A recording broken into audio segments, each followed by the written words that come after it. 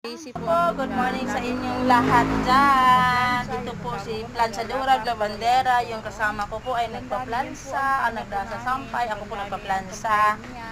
Ngayon po kami naka-vlog po sa aming work po dito sa amin, sa laundry po ni ma'am. Ngayon po, ito po ang gawa namin. Ang kasama ko po ay nagsasampay kasi busy kami araw-araw. Saka may problema po din ako kaya hindi ko na nabablog po ang gawa namin. Ayan po, ito po sobrang dami po itong pinaplansa ko ngayon.